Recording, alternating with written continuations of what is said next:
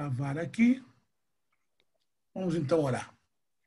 Deus, nós te louvamos nessa noite. Obrigado, Senhor, por mais uma vez estarmos reunidos em teu nome para que possamos, mais uma vez, ó Deus, estudar a tua palavra. Pedimos, Senhor, como todas as vezes temos te pedido, que o Senhor nos conduza nesse estudo, que tudo aquilo que falarmos seja dirigido, direcionado pelo teu Espírito. Pai, porque o teu Espírito é que supervisiona todas as coisas. Também te pedimos, ó Pai, desbloqueia a nossa mente para que entendamos e absorvemos a tua palavra segundo aquilo que o Senhor tem para nós nessa noite. Abençoe cada um dos teus filhos e que o Senhor esteja conosco até o final dessa jornada, em nome de Jesus. Amém. Bem, espero que os irmãos tenham tido uma boa quarta-feira. E vamos lá, então, compartilhar já a tela para começarmos aqui a nossa jornada. Vou compartilhar aqui a tela. Creio que seja essa.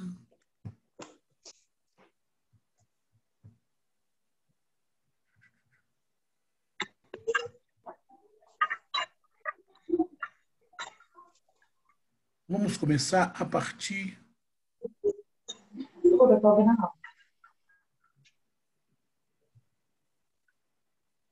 Aqui.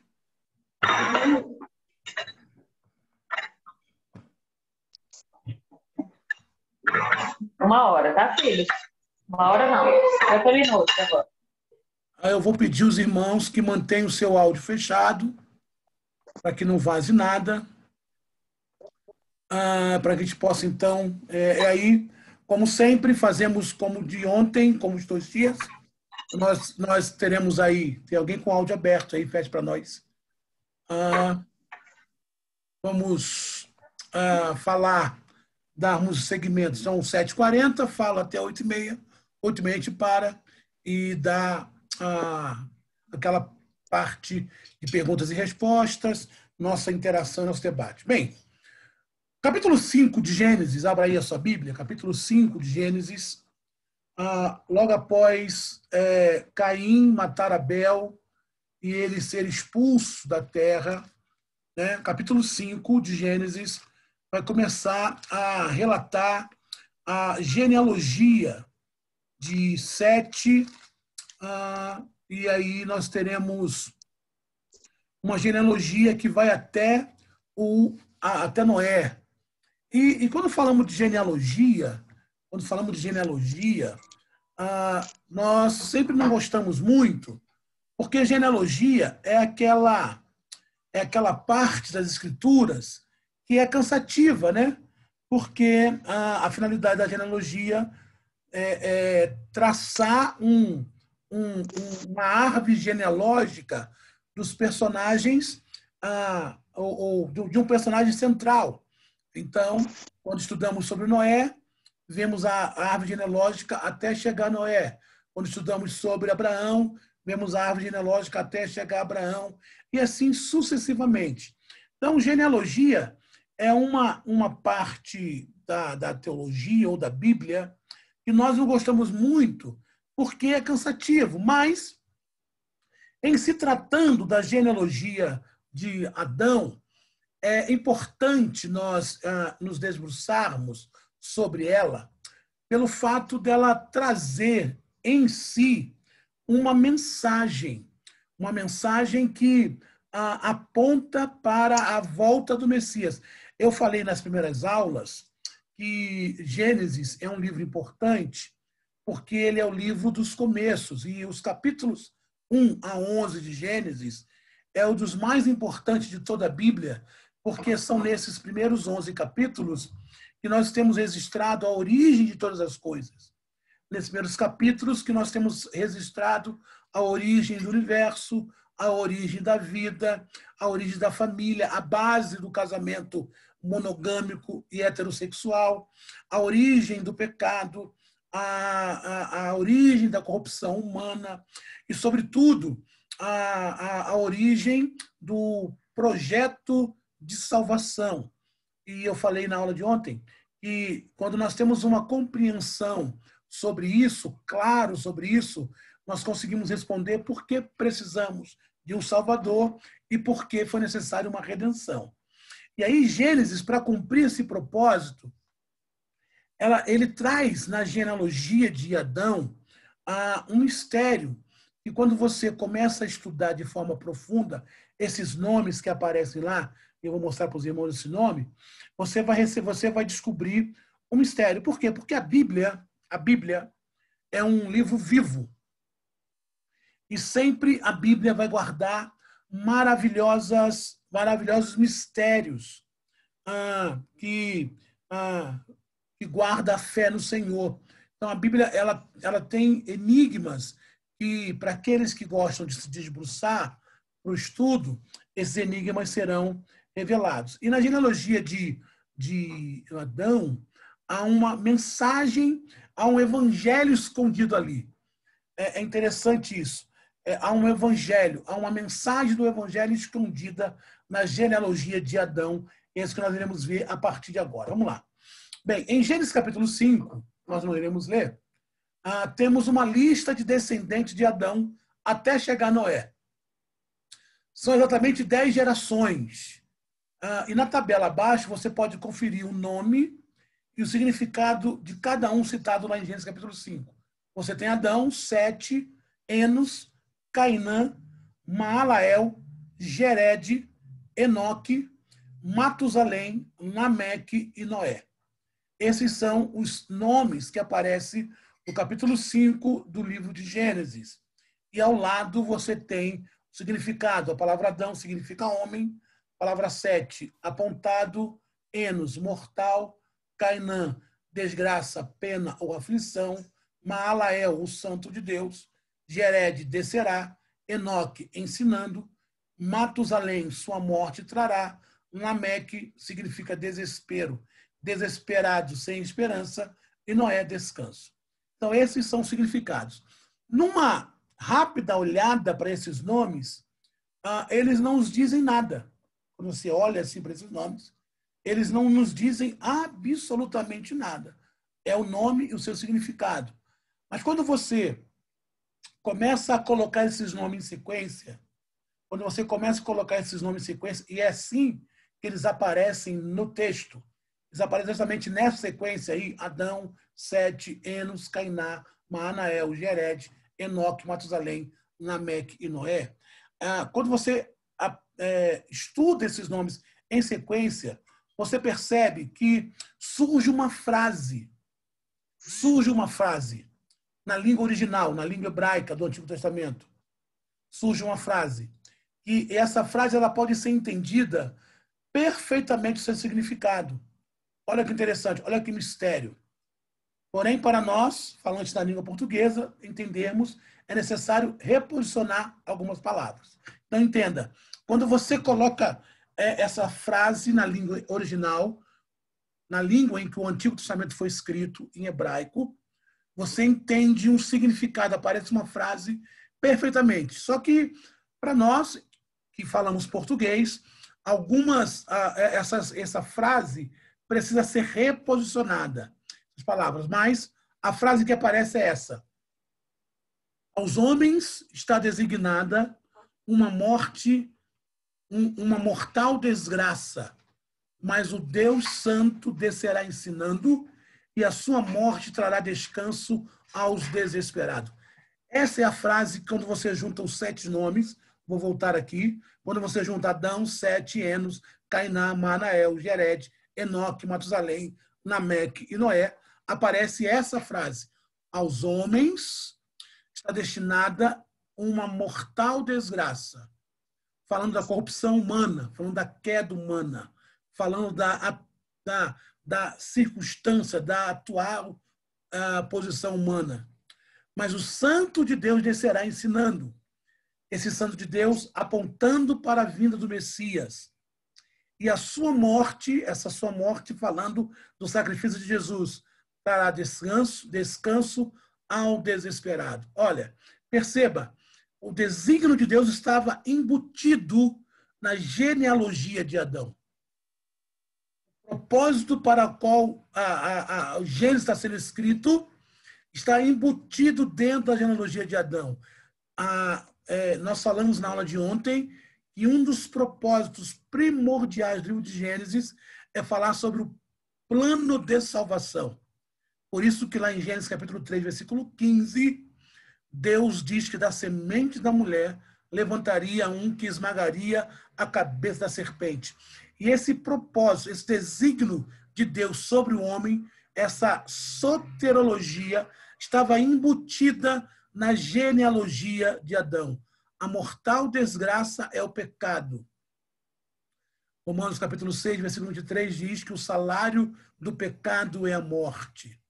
Desde o primórdio, Deus preparou um plano para resgatar o homem do pecado. Deus, desde lá de Gênesis, já estava ecoando que ele viria à Terra para ensinar e resgatar os pecadores. Olha que interessante. Então, Gênesis é fascinante por causa desses mistérios que ele tem. Então,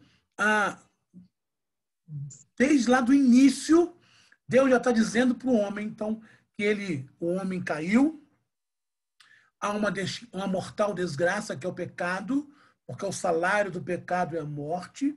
Quando Adão e Eva desobedecem Deus no Éden, o homem passa a morrer, o pecado tem domínio, tem influência, o homem perde, o homem está sob condenação, mas o Santo de Deus descerá. E esse Santo, que é Cristo, ele vai descer para ensinar como fugir, ensinar como se livrar, ensinar como se aproximar de Deus. Foi o que Jesus fez ao longo do seu ministério. E a morte desse santo trará o descanso, porque a Bíblia diz que o sacrifício de Cristo, o sangue de Jesus, nos purifica de todo o pecado. Então, dentro da genealogia de Adão, Deus colocou ali o seu desígnio, Deus colocou ali o seu propósito para o qual ele está mandando Moisés escrever aquele livro. Na verdade, queridos, todo o Antigo Testamento aponta para Cristo, todo o Antigo Testamento. Na verdade, o Novo Testamento ele foi escrito sobre o solo do Antigo Testamento, né? Então, tudo aquilo que acontece no Antigo Testamento, principalmente no livro de Gênesis, aponta para Jesus, aponta para esse Messias que viria. Quando você começa a estudar a genealogia de Adão, você percebe essa mensagem ali dentro embutida. Aos homens está designada uma mortal desgraça, mas o Santo de Deus descerá ensinando, e a sua morte trará descanso aos pecadores, aos desesperados. Lindo isso, né? Isso é só para você colocar na sua pregação de domingo. Uma pergunta que me fazem sempre, essa questão aí. Por que os personagens bíblicos viviam mais de 100 anos? Eu te peço para que você abra Gênesis capítulo 5. Abra aí. Por que os personagens bíblicos viviam mais de 100 anos? Quando você começa a ler a genealogia, eu acabei de falar para você, você vai ver aqui que os homens viveram muitos anos. 912 anos e morreu. Enos, 815 anos. Todos os dias de Enos foram 905 anos e morreu.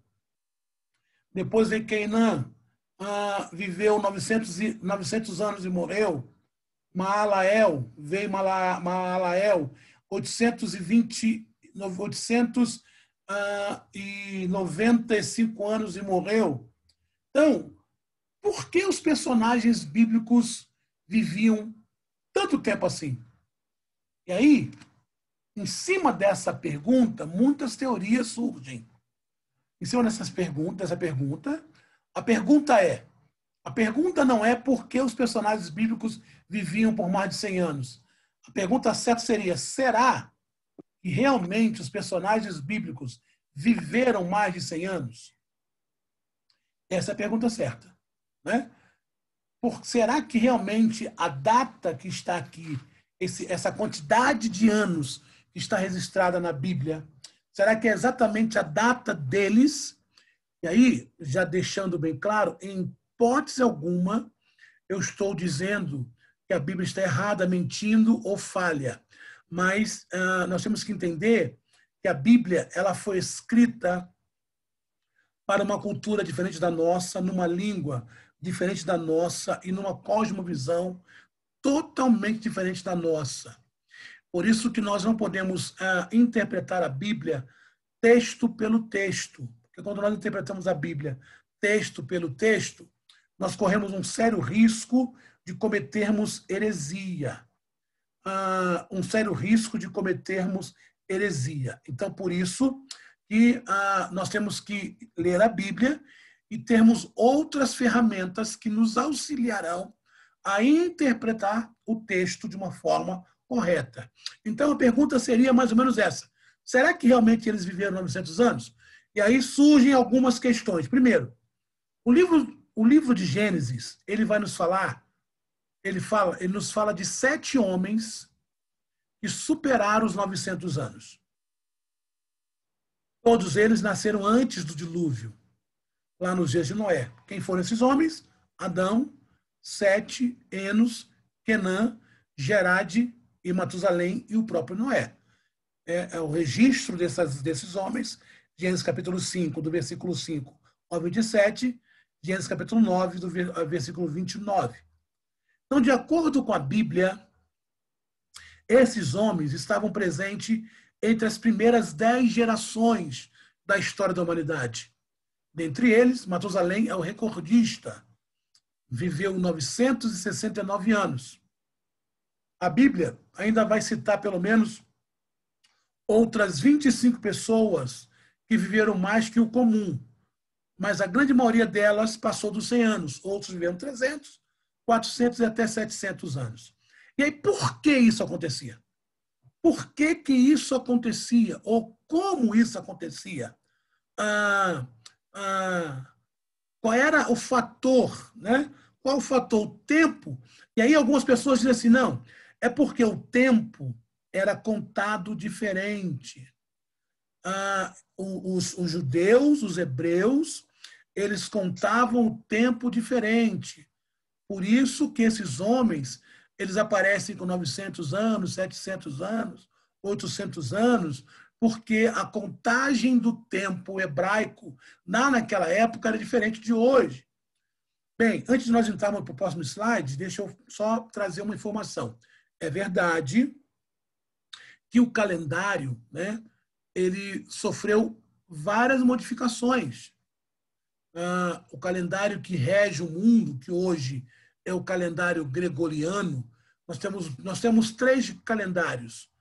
Os mais aceitos, né, que é o calendário gregoriano, que é o que rege o mundo, 2021, o calendário judaico, eu creio que eles estão chegando aos 6.000 anos, depois eu posso verificar qual é a idade, e o calendário maia.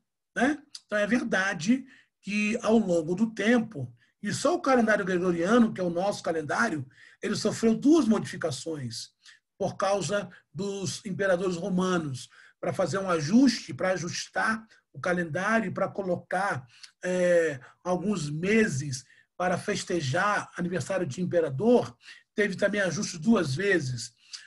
Mas o fato do calendário mundial, ou o calendário que rege o mundo, ter mudado, ter sofrido algumas modificações, não nos dá certeza de que o tempo bíblico, ou o tempo em que esses homens viveram, era contado de forma diferente. E aí, vamos lá tentar responder isso. Alguns defendem, deixa eu tirar minha cara aqui, para que vocês possam ver. Alguns defendem que os que eles chamavam de anos, na verdade, era apenas um mês. Então, alguns dizem que aquilo que os hebreus, na época em que esses homens viveram, chamavam de anos, na verdade, era mês. Então, segundo os que defendem essa ideia, um mês de 30 dias, para eles eram um ano. Só que essa ideia, no entanto, é refutada pelo próprio livro de Gênesis.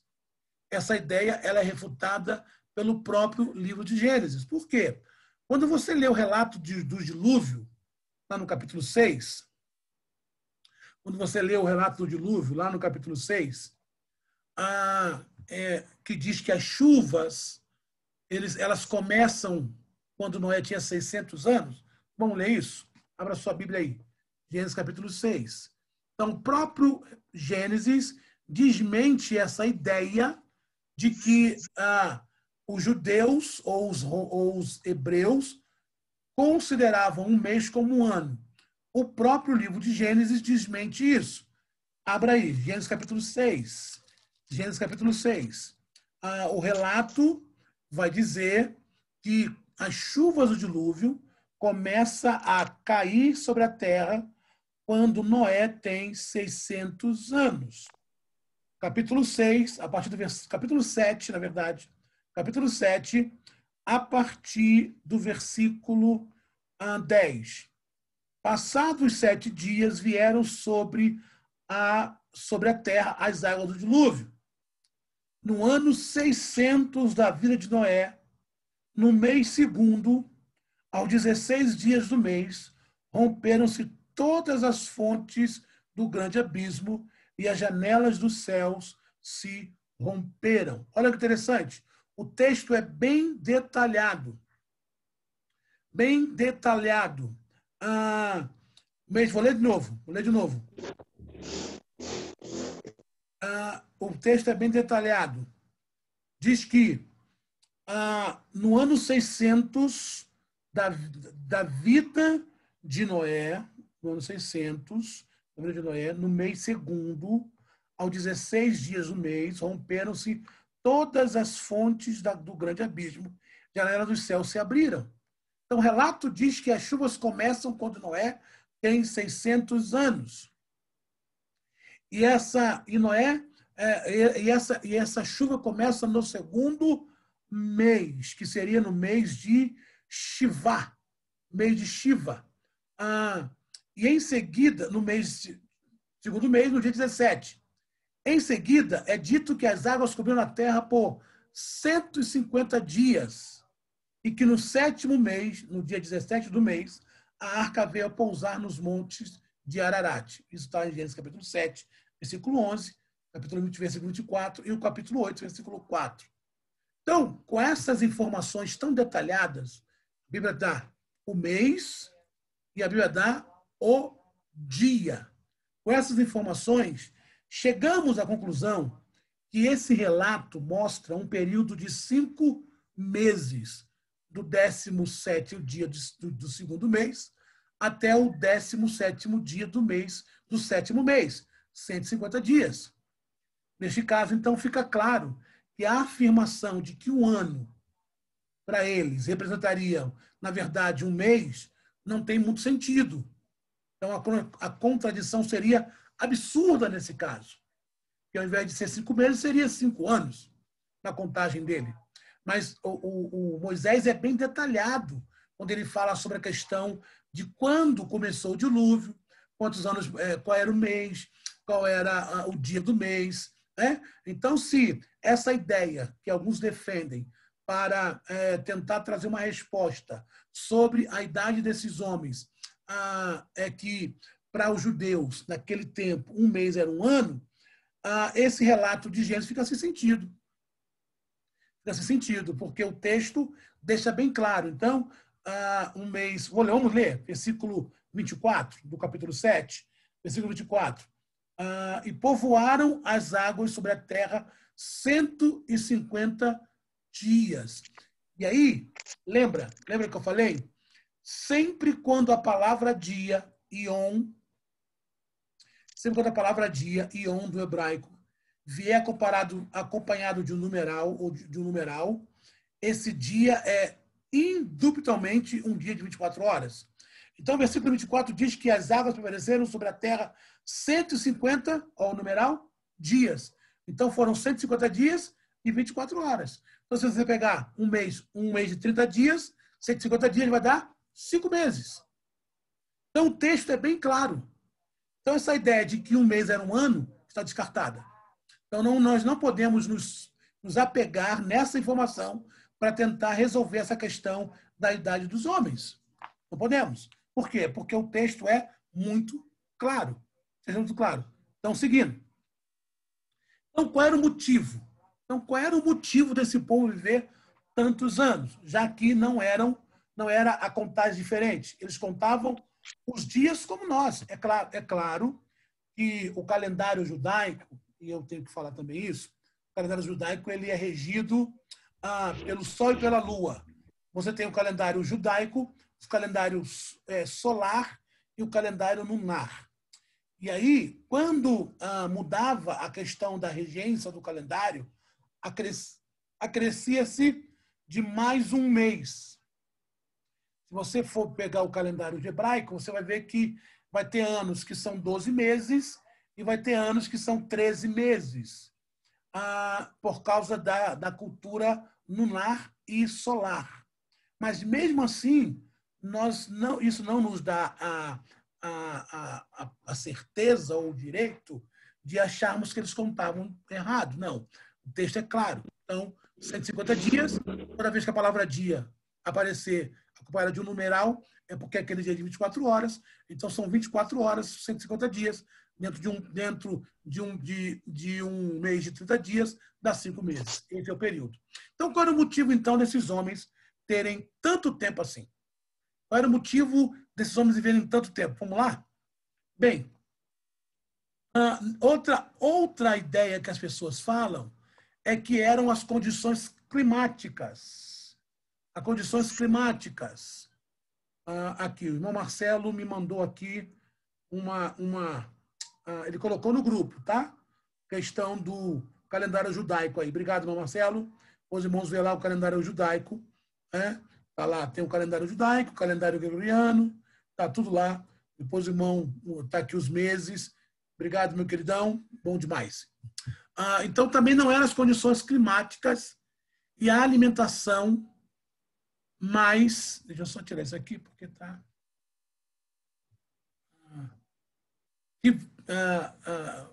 não eram as condições climáticas, a alimentação muito mais saudável de um mundo que ainda não conhecia a poluição.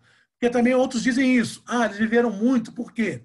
Porque as condições climáticas daquele mundo era diferente e eles tinham uma alimentação mais saudável.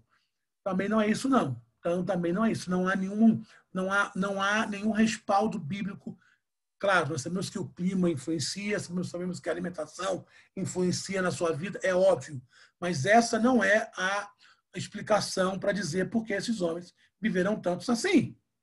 Na verdade, vamos lá, as explicações são mais variadas, mas a mais aceitável e a de que, claro, ninguém viveu mais de 100 anos, pelo contrário. Então, a mais aceitável é a seguinte, que, na verdade, nenhum desses personagens viveram mais de 100 anos. Você pode perguntar, mas, professor, e aí, como é que faz? Embora você tenha esse tanto aí de teorias, ano contado diferente, o clima, a alimentação saudável, a teoria mais aceitável é que ninguém viveu mais de 100 anos. Pelo contrário, porque na época da Bíblia era muito mais comum as pessoas morrerem por volta de 50 anos. Na verdade, nos tempos bíblicos, um senhor de 40 anos já era um ancião. Para você ter uma ideia, o apóstolo Paulo, ele é chamado de ancião, né? E ele vai morrer, ele já com 32 anos. Ele fazia parte do Sinédrio, com 40 anos, porque já era ancião. Porque nos tempos bíblicos, alguém morrer com uns 50 anos já era velho. Então, trata-se, na verdade, de um elemento simbólico. Quando a Bíblia dá esses nomes, essas idades para esses homens, ela é a mesma questão da mensagem inserida na geração de Adão. Ele é um enigma. A Bíblia, ela sublinha que a longevidade é um dom de Deus e que ele dá a quem vive de acordo com a sua vontade. Vamos ler esses textos? Então, a Bíblia diz que a longevidade é um dom de Deus. E ele concede esse dom para aquelas pessoas que vivem de acordo com a sua vontade. Vamos ler. Jó 36, 11. Abra sua Bíblia aí. Jó 36, 11. Jó 36:11. Se ouvirem e o servirem, acabarão seus dias em prosperidade e os seus anos em delícias. Então, perceba, a longevidade está linkada com a obediência a Deus. Provérbios, abra aí, Provérbios capítulo 3, versículo de número 2. Provérbios capítulo 3, verso 2. Porque eles te darão longura de dias e os anos de vida e paz. 16:1, Provérbios 16:1. Ao homem pertencem os planos, mas a resposta vem da língua do Senhor. Então, a vida longa, ela está, portanto, ligada à obediência dos mandamentos. E é por isso que quem obedece a Deus, de acordo com a Bíblia, conserva suas energias físicas. Deuteronômio, vamos ler? Deuteronômio capítulo 34, versículo 7. Então, perceba, já começamos a descobrir o que Deus quer em relação a esses homens que viveram muito. Deus quer passar uma mensagem dizendo assim, olha, a longevidade está linkada à obediência. A longevidade é um dom de Deus. É um dom que Deus concede àqueles que são obedientes aos meus mandamentos, obedientes à minha voz, obediente à minha ordem. Deuteronômio, capítulo 34, verso de número 7. Vamos ler. Deuteronômio 34, 7. Tinha Moisés 120 anos quando morreu, e não lhe escureceu a vista, nem lhe fugiu o vigor. Né? Falando de Moisés, porque andou em obediência. E aí, quem desobedece, por outro lado, é punido antes que alcance a velhice. Então, sempre quando a Bíblia falar sobre longevidade, vamos do Antigo Testamento, essa longevidade vai estar linkada a um favor de Deus por causa da obediência. Desta forma, a narração bíblica tem simplesmente como objetivo mostrar que quanto mais próximas as pessoas estão de Deus, mais e melhor elas viverão. E é por isso que eles foram relatados como seres quase imortais. Então, é Deus dizendo, olha, quanto mais você ficar perto de mim, mais eu te abençoo, mais eu te dou vida, mais eu te dou vigor. Então, essa é a narrativa bíblica. A proposta de Deus, o objetivo de Deus, é mostrar que quanto mais próximo as pessoas estiverem de Deus, mais e melhor elas viverão. Mais e melhor elas viverão. Então, esse é o objetivo. Esse é o objetivo. Deixa eu continuar aqui. Em primeiro lugar, isso aqui não. Voltar. Então, entenderam? Então, esses homens, a Bíblia diz que eles viveram 900 anos, 700 anos, 800 anos. Na verdade, Deus está querendo mostrar que quanto mais a pessoa for obediente, mais longevidade de vida eles vão ter. Então, não é porque eles contavam os anos diferente, não é porque um mês era um ano, nem tão pouco porque eles tinham uma alimentação melhor e a terra era menos poluída. Não, é porque a obediência os levaram a viver de forma... tanto é que quando Deus vai decretar o dilúvio, ele vai dizer, olha, o meu espírito não contenderá mais com o homem a não ser 120 anos. E lá na frente, o salmista vai dizer que a idade do homem é 70 anos, e muitos, pela sua robustez, chegam a 80, mas a grande maioria desses anos é enfado e cansaço. Por quê? Quanto mais o homem se afasta de Deus, quanto mais o homem se desobedece a Deus, quanto mais o homem se distancia de Deus, menos esse homem vive. Porque a longevidade está linkada à obediência. É por isso que Moisés, no Salmo 90, abra aí, por isso que Moisés, no Salmo 90, ele vai fazer um paralelo, um comparativo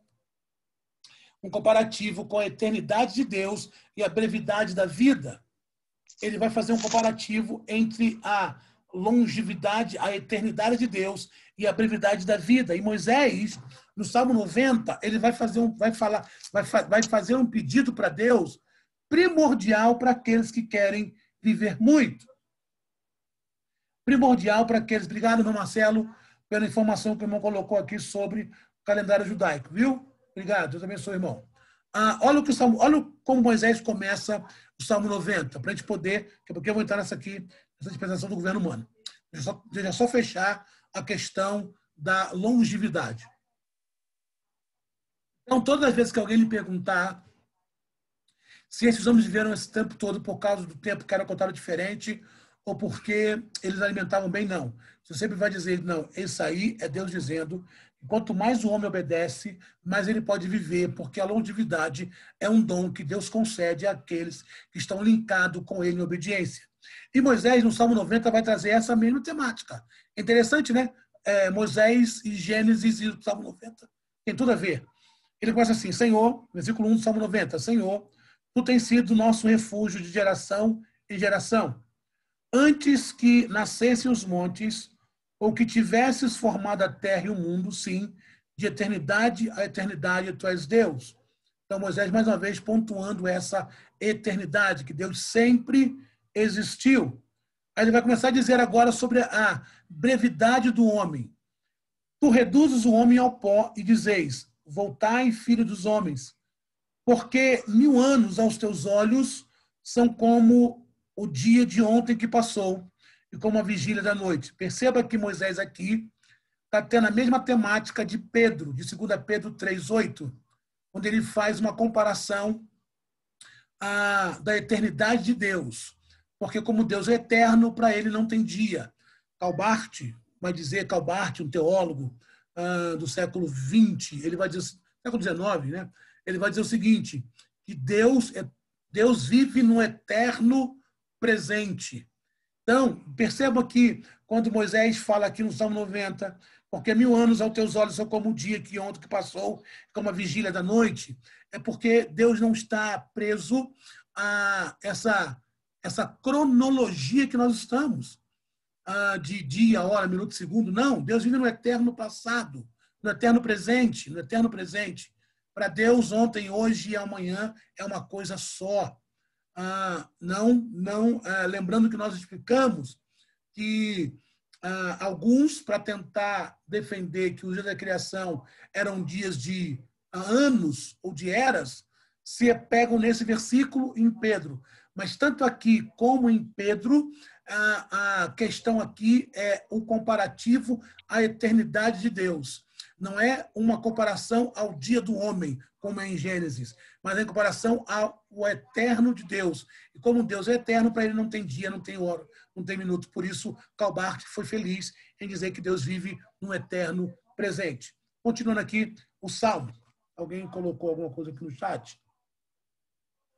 Deixa eu ver aqui. Quem colocou alguma coisa aqui no chat? Só para me ver.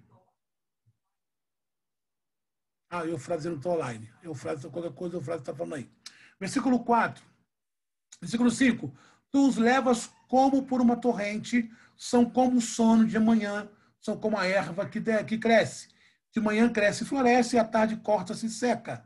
Então veja que Moisés está dizendo sobre essa vida curta do homem. É o próprio Moisés que viveu, que escreveu que Matusalém teve 900 anos. Então Moisés está dizendo, olha, o homem não foi, depois do pecado, não foi programado para viver muito tempo. Então, ele vai dizer, versículo 7, pois somos consumidos pela tua ira e pelo teu furor somos conturbados. Diante de ti puseste as nossas iniquidades, à luz do teu rosto, os nossos pecados ocultos. Versículo 10 é crucial quando ele fala sobre a brevidade da vida. Pois todos os nossos dias vão passando na tua indignação, acabam-se os nossos anos como um suspiro, brevidade do tempo. Tempo. Só é possível viver muito obedecendo à vontade de Deus. Mas os dias são poucos, somos como um suspiro.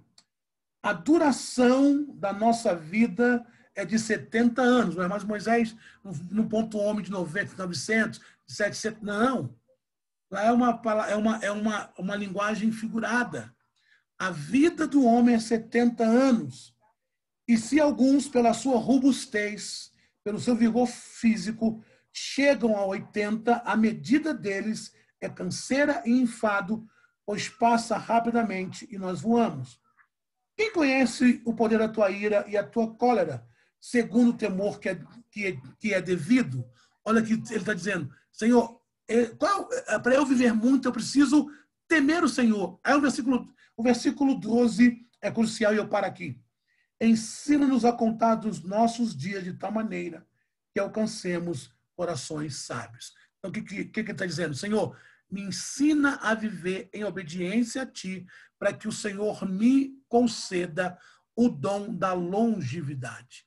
Tá bom? Então, quando alguém lhe perguntar sobre os anos que aqueles anos viveram, você responda que não era por causa da alimentação, nem da climatização, nem tampouco porque eles contavam o contrário, mas é porque Deus apenas quer dizer e quer demonstrar que quanto mais obediente o homem for a ele, mais vida e vigor ele terá.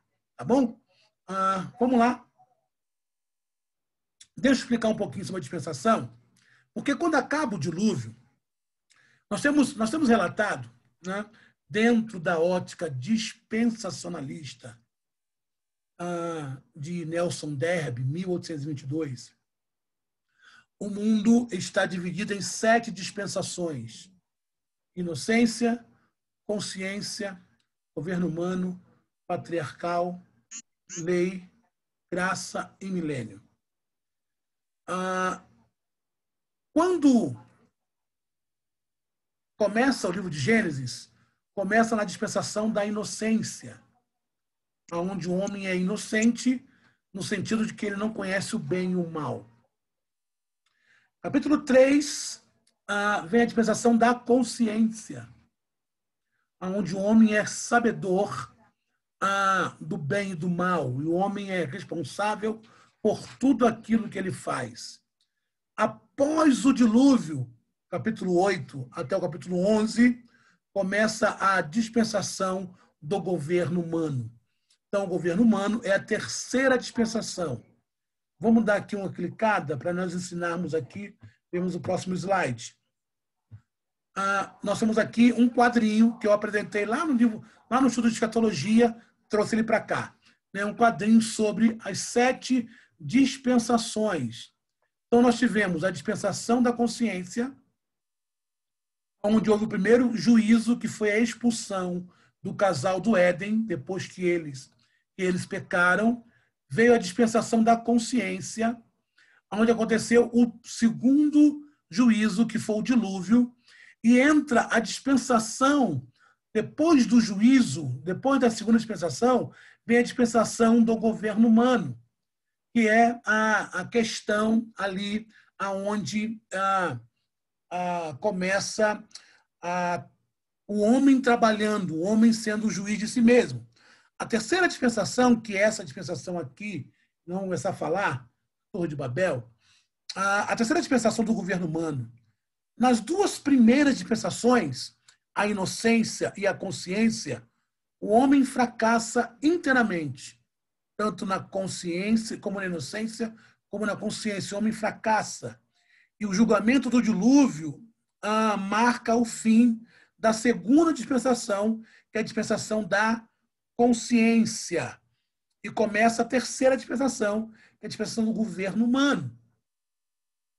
A declaração da aliança com Noé, que aparece no final do capítulo de número 8, abre aí, Gênesis capítulo 8, Deus faz uma aliança com Noé. Quando Noé sai do dilúvio, Noé sai da arca, capítulo 8, Deus faz um pacto com Noé. Vamos ler Gênesis capítulo 8, lá no versículo de número 20.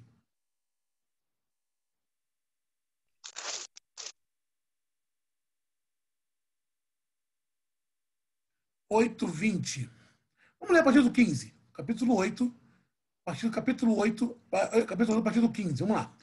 Então falou Deus a Noé: sai da arca, tu, juntamente contigo, tua mulher, teus filhos e a mulher dos teus filhos, teus animais que estão consigo, toda a carne, e toda a ave como gado, e todo réptil que se rasteja sobre a terra, traze-os para fora contigo, para que se reproduzam abundantemente na terra, frutifiquem e se multipliquem sobre a terra. Então saiu Noé com eles e seus filhos, sua mulher e as mulheres dos seus filhos, todo animal, todo réptil, toda ave, tudo que se movia sobre a terra, segundo as suas famílias, saiu da arca. Edificou Noé um altar e ao Senhor, e tomou de todo animal limpo, de toda ave limpa, e ofereceu holocausto sobre o altar. Sentiu o Senhor um suave cheiro, disse em seu coração: não tornarei mais a amaldiçoar a terra por causa do homem, porque a indignação vai imaginar no seu coração. O homem amar desde a sua meninice, e tal. E enquanto a terra durar, não deixará de haver sementeira, cefa, frio e tal. Então Deus faz uma aliança com Noé. Deus faz uma aliança com Noé, né? Quando Noé sai da arca, Deus faz uma aliança com Noé. E essa aliança dá início à terceira dispensação, que é a dispensação do governo humano. Essa dispensação ela vai durar cerca de 427 anos. A terceira dispensação ela vai durar cerca de 427 anos. Ela começa desde o tempo do dilúvio e ela vai até a dispersão dos homens sobre a terra na ocasião lá da Torre de Babel, que nós vamos falar daqui a pouco. Noé, ele é o sobrevivente do dilúvio, ele era o pai do século pós-diluviano e do mundo presente. E quais eram as condições do mundo no início deste período? Era um novo mundo, portanto, teve um pai piedoso. Então, a dispensação do governo humano começa aqui, com Noé, tá bom? E aí, logo depois disso, começa a questão do governo humano. E aí você pode perguntar assim, essa dispensação, ela teve duração de 427 anos. Ela começa logo após o dilúvio, e ela vai se estender até o chamado de Abraão, onde ele tinha cerca de 75 anos de idade. Gênesis 8, 15 e 16, esse Gênesis 8, aí vai até essas informações aí. Após o dilúvio, a nova vida da raça humana sobre a Terra começa com um ato de adoração. Noé faz um altar ao Senhor e adora o Senhor. Esta é a primeira referência a um altar nas páginas das Escrituras. A primeira vez que aparece a palavra altar é aqui com Noé após o dilúvio. E aí, então a dispensação do governo humano começa com o mundo pós-diluviano. Após o dilúvio, começa a dispensação do governo humano. E as implicações, aí você pode perguntar qual era a duração, ou melhor, qual era a prerrogativa dessa dispensação, qual era a prerrogativa dessa dispensação, o que esses homens tinham que fazer nessa dispensação. Logo após sair da arca, depois que a água abaixa, Noé vai se aproximar de Deus, vai levantar esse altar, que é o primeiro altar mencionado na Bíblia.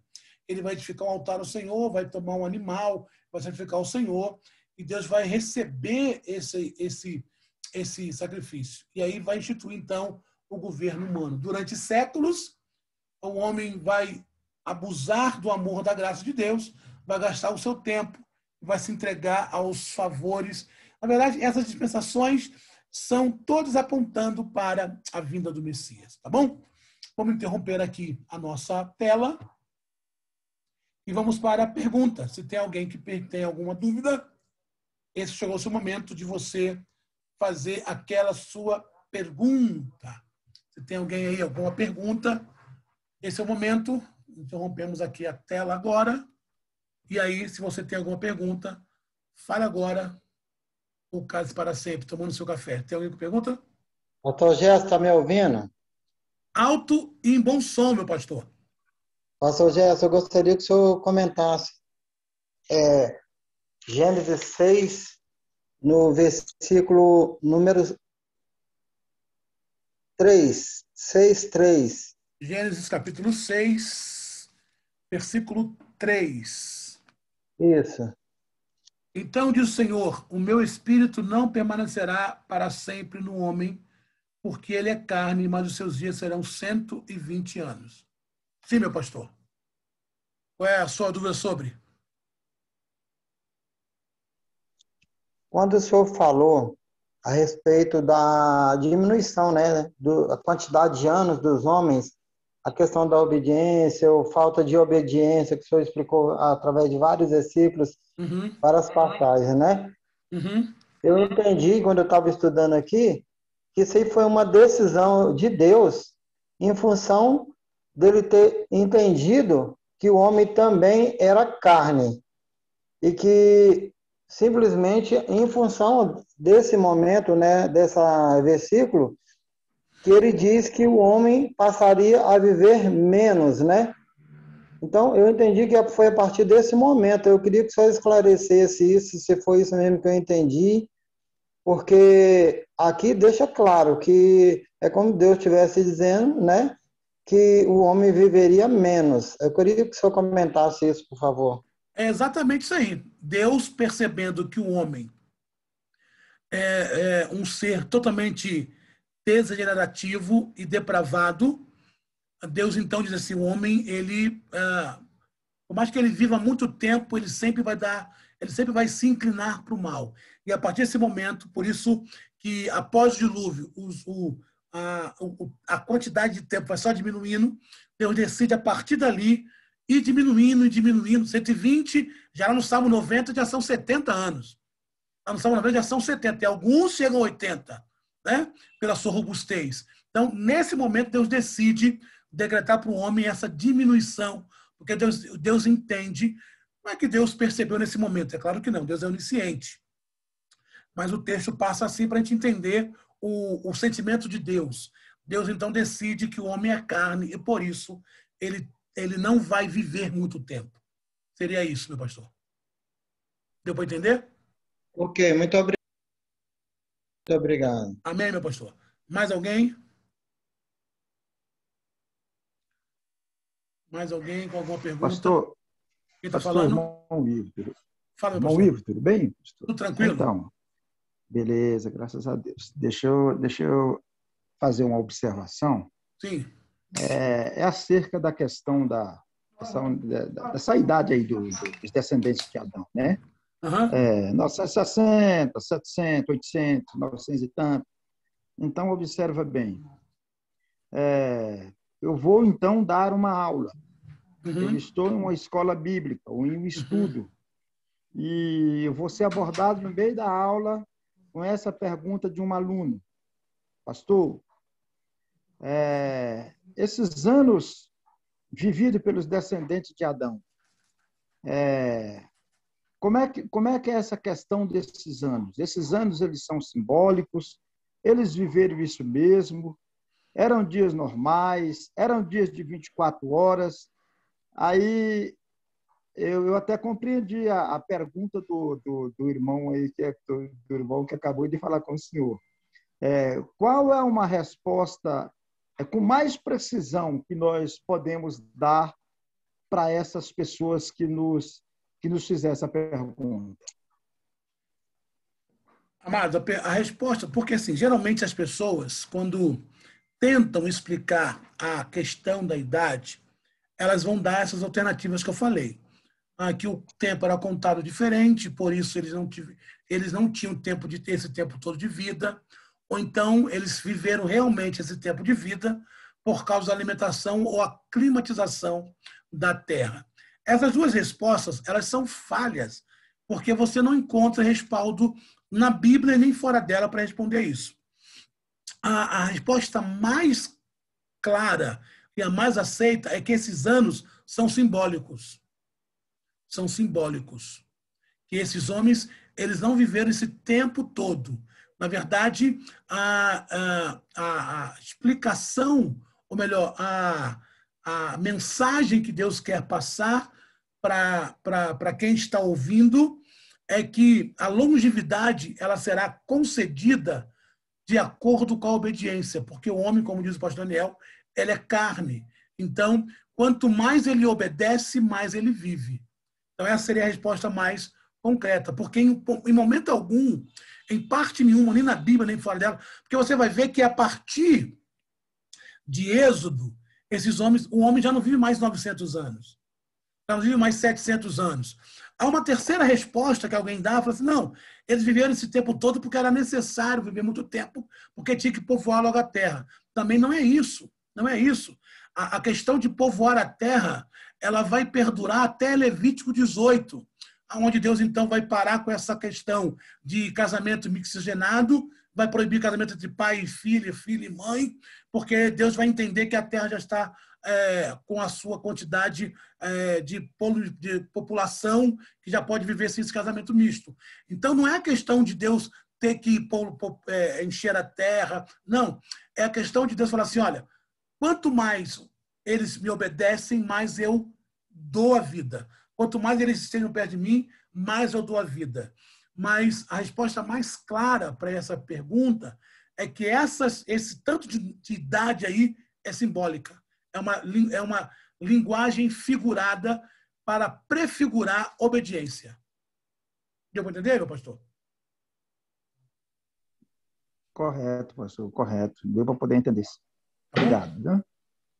Tem um livro, deixa eu indicar para vocês, tem um livro chamado Plano Divino através do Século. É um livro antigo, do Lawrence Wolfson, da editora CPAD, aonde o Lawrence Wolfson ele vai falar sobre a origem das raças, vai falar sobre as etnias, como começou as etnias, e o Lawrence Wolfson vai dispensar desse livro 2 ou 3 capítulos justamente para explicar a questão das idades. E o Lawrence Wolfson ele vai ser pontual em falar que essas idades eram mais simbólicas do que real. O Plano Divino através do Século. É o nome do livro, da editora CPAD. Anotem aí, onde o Laurêncio ele vai pegar desde a eternidade e vai discorrer esse projeto de Deus até o livro de Apocalipse. É claro que, como o Laurêncio ele é assembleano, então, e a temática dele é dispensacionalista. Ele vai trabalhar a dispensação. Ele vai pontuar as dispensações e tal. E ele, dentro desse livro, ele vai falar de forma muito clara como surgem as etnias, como surgem as línguas, né? Qual língua, qual povo que juntou com qual povo para gerar outro povo. E ele vai pontuar essa questão das idades aí, tá bom? Anote aí para vocês comprarem. Mais alguma pergunta? Acerca... Qual é o livro, pastor? Qual é o livro? Repete para mim, por favor. O Plano Divino através dos séculos. Plano Divino através do século. Lawrence Olson. Depois eu vou colocar, eu coloco no grupo a capinha do livro lá. Bom? Ok, obrigado. Nada. Mais alguma pergunta? Pastor, como não tem ninguém fazendo pergunta, deixa eu tirar só uma curiosidade aqui. A questão de após o dilúvio, depois que Noé sai com os filhos dele da arca, o que acontece? Então, ali a terra havia sido purificada, correto? Sim. E diante dessa purificação, nós temos aí dos filhos de Noé, Sem, Cã e Jafé, né? É interessante a gente observar, se a gente for analisar com olhos humanos, né? Lógico que isso aí tem uma explicação, uma teologia para isso daí, um estudo, né? Porque se a gente for analisar, a gente vamos ver aí Cã é mais ou menos assim idêntico a Caim, né? Porque a situação em que Cã se encontrou depois que ele foi amaldiçoado pelo pai dele, né?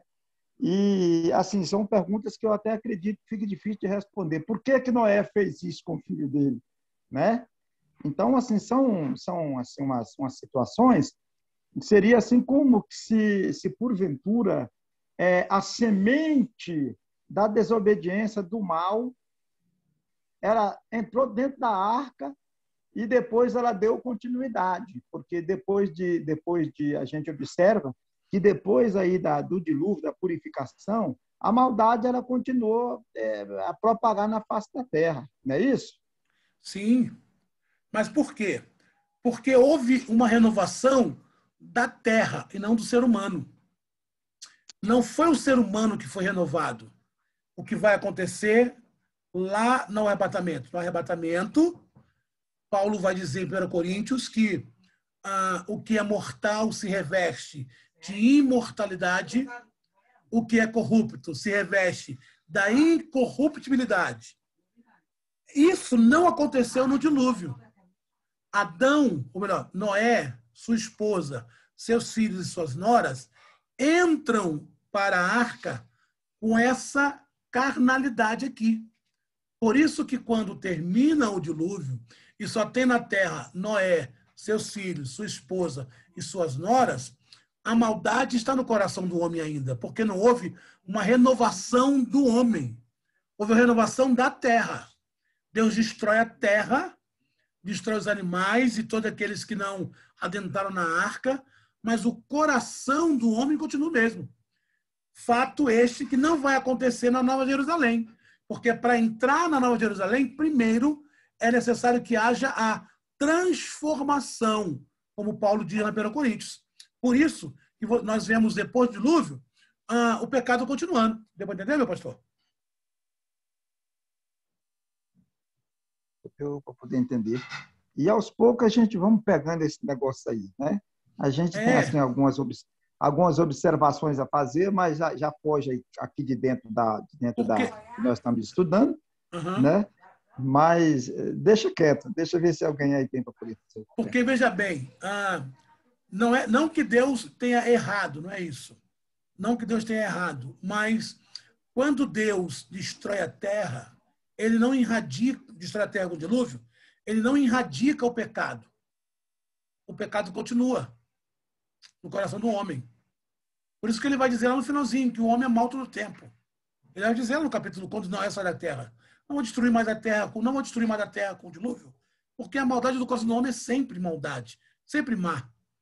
Só que no final agora, quando terminar tudo e nós formos arrebatados, aí sim haverá a transformação da terra, que João fala que vai ter um novo céu e nova terra, e vai ter a transformação do homem. Porque Paulo vai dizer que o que é corrupto se reveste da incorruptibilidade. Aí sim, o pecado é tirado, é extirpado. Então não tem como, na nova terra, no novo céu, pecarmos novamente. Deu para entender, né? Pastor, só um comentário sobre essa tua afirmação. Sim. Será extirpado o pecado da vida dos transformados, né? Dos que vão para o céu. Porém, das pessoas que permanecerem na terra para viverem o milênio, que não receberam um corpo glorificado, permanecem não com a natureza divina glorificada, transformada, tanto que no final ainda vão ser convencidos para lutar juntamente com o diabo contra Deus, né? Exatamente. Só serão transformados os que anteriormente foram arrebatados antes da tribulação.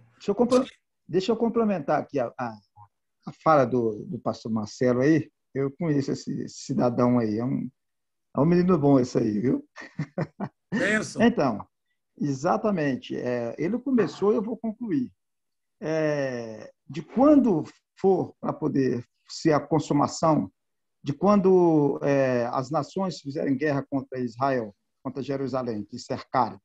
Parece que a gente tem uma passagem aí lá no livro de Malaquias, capítulo Malaquias, capítulo 12, alguma coisa assim, que fala acerca de como é que Deus vai destruir. Então, observa bem. As nações que fizerem aliança com Israel, essas nações elas não vão ser destruídas, né?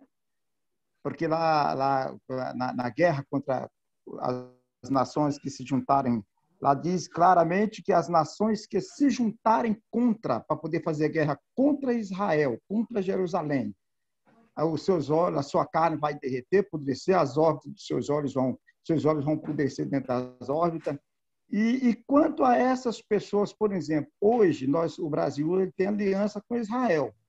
Aí nesse caso o Brasil, né? O Brasil ele não vai ser eliminado, não vai ser extinguido. E aí, como é que faz? Eles vão ficar habitando aqui na Terra, reinando aqui na Terra, junto com Israel, vão subir para poder adorar. E aí, como é que fica essa... Só complemento da pergunta do pastor Marcelo. Assim, o que acontece é o seguinte, a questão do pastor Marcelo, ele está falando sobre a Batalha do Armagedon, que acontece no finalzinho da tribulação.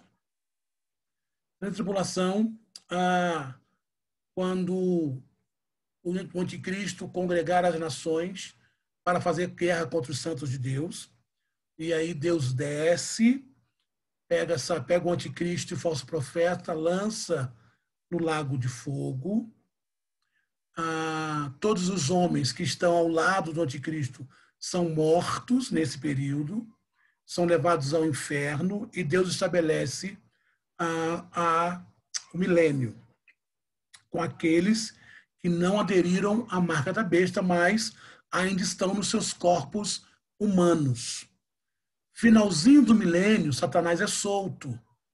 Satanás é solto e ele sai para persuadir as nações da terra para lutar contra Israel. E a Bíblia diz que haverá uma grande multidão que irá contra Israel. Todos aqueles que se estiverem aliados ao anticristo, no finalzinho do milênio, serão condenados. Todos serão condenados. Na verdade, a Bíblia fala que os reis da terra se levantarão, haverá uma persuasão no coração deles, e eles se levantarão contra Israel. Então, não é o fato de hoje o Brasil ser aliado a Israel, ele será poupado dessa batalha. Não é o fato de hoje estar aliado a Israel que serão poupados, não. Serão poupados lá na grande tribulação, ou lá no final do milênio. Na verdade, serão lá no final do milênio, todos que se levantarem contra Israel lá no final do milênio serão exterminados. Todos. Então, o fato do Brasil hoje ser aliado a Israel não tem nada a ver com a batalha que vai ser travada lá no final. Deu para entender, meu pastor? Ok. Beleza, pastor. Obrigado. Amém. Mais alguma pergunta? Para a gente passar para o sorteio. Vou fazer o sorteio agora. Mais uma perguntinha? Se tiver, então nós vamos caminhar já para o finalzinho para falarmos sobre a Torre de Babel e falarmos também a questão das implicações sobre o livro de Gênesis para a nossa vida hoje. Pastor Gerson, Hector. Fala, meu querido. Eu queria que você explicasse um pouquinho a respeito das águas que secaram, né? Que desceram as águas do dilúvio. Aqui a palavra diz que Noé só saiu depois que a água secou. Secou depois que a terra ficou seca. Não, na verdade, o que houve foi uma escoação, né? A terra não ficou seca. Na verdade, assim, a Bíblia diz que as águas do dilúvio vieram e encheu toda a terra e até os mais altos montes foram cobertos. Quando essas águas começaram a descer e voltar para os seus termos normais, é como acontece com uma inundação. Vamos pegar uma inundação. Houve uma inundação e aí a cidade fica inundada, a rua fica inundada, mas com o passar do tempo aquela água vai se escoando, vai para os bueiros, boca de lobo, e aí volta a porção seca. Foi o que aconteceu. Então, assim, as águas encheram, e aí elas foram escoando, parou de chover, elas foram foram escoando, a água doce foi água doce, e foi escoando, e aí apareceu a porção seca. Foi nesse sentido. Entendeu? Sim, porque aqui fala, né? Aqui fala aqui em Gênesis 8, né? Versículo 13. E aconteceu que no ano 601, no mês primeiro, no primeiro dia do mês, as águas se secaram sobre a terra. Então Noé tirou a cobertura da arca e olhou, e eis que a face da terra estava enxuta. É por isso que eu perguntei se já estava... porque assim, forma, né? A água encheu e depois escoou. Então, onde não era para ter água, não teve água. Então, a ideia é de uma inundação mesmo. Veio a inundação, encheu a cidade e depois parou de chover, as águas voltam e reaparece a cidade novamente. E aí, e foi um ano, né? Um ano todo. Foi um ano. Porque logo embaixo aqui fala, né? Embaixo aqui já fala, e no segundo mês, ao 27 dias do mês, a terra estava seca. Então, que Seca. passou, né, um período, aí, É. aí a terra, a água foi para onde tivesse que ter ido, e aí a terra se secou de uma forma geral, Aí né? apareceu porção seca, porque Noé ele faz 3 testes, né? Ele solta Sim. o corvo, depois a pomba, e aí o corvo, e aí a pomba roda, não acha lugar, volta. Depois ele solta o corvo vai, acha corpo e não volta. E aí depois ele pega a pomba, solta de novo, ela roda e traz um raminho de oliveira na boca, dizendo que trouxe, que as águas estão baixas. As árvores estão aparecendo novamente. Então, não há mais inundação. A terra voltou a estar normal. Normal não, né? O cenário devia estar catastrófico, mas havia porção seca a ponto de fazê-lo sair da arca. Deu para entender, né? Mais uma pergunta? Sim. Sim. Pastor, eu. Diga. Essa questão da idade ser simbólico, então, como que eu diria que foi a idade desses homens antes do dilúvio? Teria alguma outra forma de dizer se Não. foi aproximadamente 120 ou não?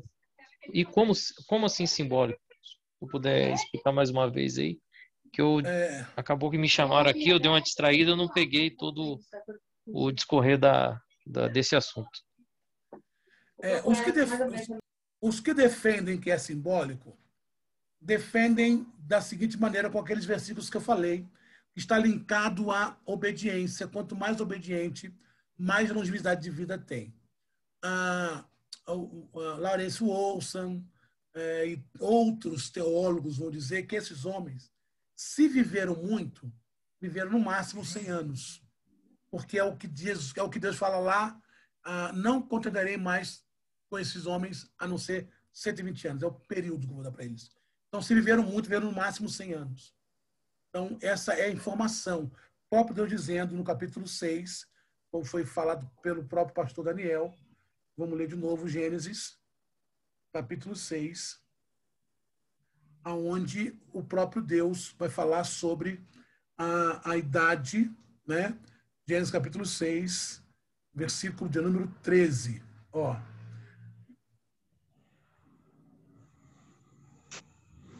Fala a questão dos 120 anos, não vou lembrar mais, acho que é o 3. É 6, 3. Foi o texto que o pastor Daniel leu, que fala sobre... É o verso 3. É o verso 3. 6, 3. Então declarou o Senhor, por causa da malignidade do ser humano, mortal, o espírito que eu lhe dei não permanecerá nele para sempre.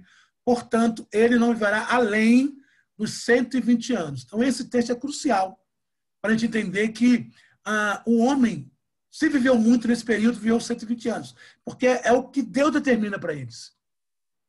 Então, essas idades que surgem aí são idades simbólicas. O homem é mortal, o homem é mau o tempo todo, o homem é maligno o tempo todo, no sentido de inclinar para o mal. Então, quanto mais vida ele tiver, mais estrago ele faz. Então, 120 anos é o máximo. Só que esse ano vai diminuindo, até chegar a 80, como diz Moisés. Deu para entender? Então, o texto básico, o texto mais concreto que nós temos é esse aqui. O próprio Deus dizendo, não viverá mais 120 anos, no máximo. Deu para entender, meu pastor? Ok, entendi. Pastor? Sim. Pastor, eu queria que o senhor fizesse um breve comentário, eu sei que já está passando o tempo, sobre ali Gênesis 8, no versículo 20, né? Justamente fazendo uma observação nesse que o senhor acabou de falar em relação ao coração do homem ser mau, né? De tudo lá. No versículo 20, 8, 20, quando Noé fez para Deus o seu primeiro altar, né? Foi isso, né? Sim. Que o senhor discorresse para nós comentar sobre essa parte e principalmente ressaltando essa questão dos animais puros, né? Que ele coloca como animais puros ou limpos, né? Noé, quando sai da arca, ele entende que ele só sobreviveu àquele tormento todo por causa da fidelidade de Deus. Porque por mais que a arca fosse poderosa, ele entendeu que quem manteve eles vivos foi o próprio Deus. Por isso que ao sair da arca, Noé, ele vai construir um altar e dedicar ao Senhor, né? E ao Senhor. Ele vai tomar, então, alguns animais, algumas aves limpas, e aí é segundo a dieta alimentícia. Veja bem, quem está dizendo isso é Moisés. Então, Moisés ele vai trazer a questão dos animais que são limpos e puros. Então, Moisés está se referindo aqui a Noé pegando animais limpos, porque o povo que ele está ouvindo, o povo que está ouvindo ele, no Egito, não fazia distinção disso. Então, Deus vai estipular, até para preservar a saúde deles, quais animais que eles poderiam comer. E os animais que eles poderiam comer eram justamente os animais que eram aceitos em sacrifícios. Então, por isso que Moisés vai pontuar aqui que para Deus só pode ser coisa limpa, coisa boa. Né? A ideia aqui desse texto, quando Moisés fala que Noé separou animais limpos para oferecer ao Senhor, aí você linka com Levítico, quando Deus estabelece em Moisés a lei do sacrifício, onde só poderia ser oferecido animais puros, trazendo essa ideia de que não pode macular o que é santo. Deu para entender?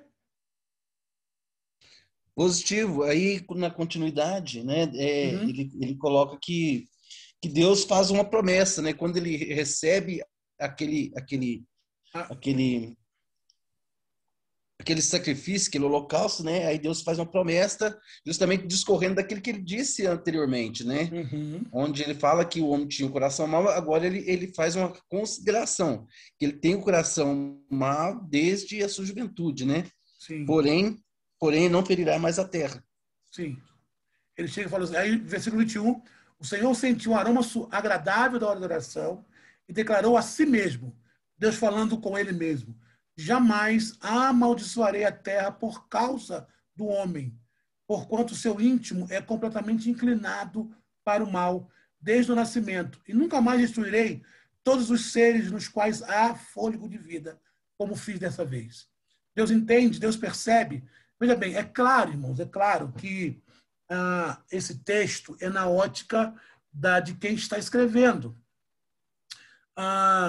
Quando nós lemos isso aqui, parece que Deus ficou surpreso, falou assim, rapaz, acho que eu fiz o que não era para fazer, eu cobrei de quem não era para cobrar, o homem vai ser ruim para sempre. Parece que é isso que dá a entender, parece que Deus foi pego de surpresa, parece que Deus fez algo que não era para fazer. Mas isso aqui é o que a teologia chama de a ótica do leitor. Então, o que Moisés está dizendo? E aí, olhando para esse texto com as lentes do Novo Testamento, olhando para esse texto com as lentes do Cristo glorificado, o que Moisés está dizendo? Olha, não importa quantas catástrofes aconteçam na Terra, se Deus não mudar o homem em si, se Deus não mudar o homem, o mal sempre vai existir. Essa é a mensagem. Por isso que eu falo assim, por isso que o texto está dizendo, o homem é mau. Então, não adianta eu destruir a terra. Quem ficar vai suscitar mal de novo. Por isso que, no final, a renovação não é só da terra. A renovação é da terra e do homem. Então, essa é a mensagem. Essa é a mensagem. E também a outra mensagem que está aqui é que o homem sempre vai precisar de Deus. O homem, por mais bonzinho que ele seja, ele sempre vai depender de Deus, porque o seu interior é mau todo o tempo. O bem que há em nós não vem de nós. O bem que há na nossa vida não vem de nós mesmos. O amor que nós propagamos é um fruto do amor de Deus em nós. Esse é o texto. Deu para entender, irmão Marcos? Positivo, pastor. Certo? Deixa eu fechar aqui, pastor. Sim. Deixa eu fechar aqui, pastor Gerson. Pode falar, meu querido.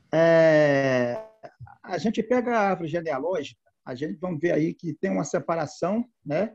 Que começa com Sete, e vai entrando em cadência até chegar em Abraão. E essa árvore genealógica, né, vai parar lá em Benjamim, de José, lá e vai embora. E essa árvore genealógica, ela chega até Jesus Cristo. A pergunta que eu queria que eu queria fazer para o senhor, para poder ver se o senhor pode ajudar a abrir a minha mente, né? Um dos nossos irmãos que está ouvindo, é o seguinte: automaticamente, então, todo esse texto, a partir do início do livro de Gênesis, ele já aponta para Cristo, e ainda que Cristo ainda não seja manifestado, mas Jesus Cristo, na verdade, ele é o centro de todas essas escrituras. Correto ou estou enganado? Totalmente correto. A Bíblia, ela é cristocêntrica. Cristo está presente em todos os livros da Bíblia. Cristo está presente em todos os livros da Bíblia, todos os livros. Então, quando você olha e estuda a Bíblia, né? Então você encontra Cristo em todos os livros da Bíblia. Em Gênesis, Jesus é o cordeiro no altar de Abraão. Em Êxodo, ele é o cordeiro pascual. Em Levítico, ele é o sumo sacerdote. Em Números, ele é a nuvem durante o dia e a coluna de fogo durante a noite. Em Deuteronômio, ele é a cidade de refúgio. Em Josué, ele é o tecido vermelho na janela de Raabe. Ele é o salvador daqueles que não têm, dos miseráveis. Em Juízes, ele é o nosso juiz. Em Ruth, ele é o parente resgatador. Então, perceba, ele vai estar presente em todos os livros. 1º e 2º Samuel, ele é o nosso profeta confiável. Porque Samuel é aquele profeta que nenhuma das suas palavras caiu por terra. Nos livros de Reis e no livro de Crônicas, ele é o nosso soberano. Ele é o rei por excelência. Em Neemias, ele vai ser apresentado como o reconstrutor de tudo que está destruído. Aquela Jerusalém destruída, ele é o reconstrutor. Em Esté, ele vai ser tipificado em Mardoqueu ou Mardocai, depende da sua tradução, que está assentado fielmente no portão, esperando o rei o exaltar. Em Jó, ele é o nosso Redentor que vive para sempre. Como Jó fala, eu sei, capítulo 19, eu sei que o Redentor vive e, por fim, se levantará sobre a terra. Em Salmos, ele não poderia ser outro, ele é o nosso pastor, que nada nos deixa faltar.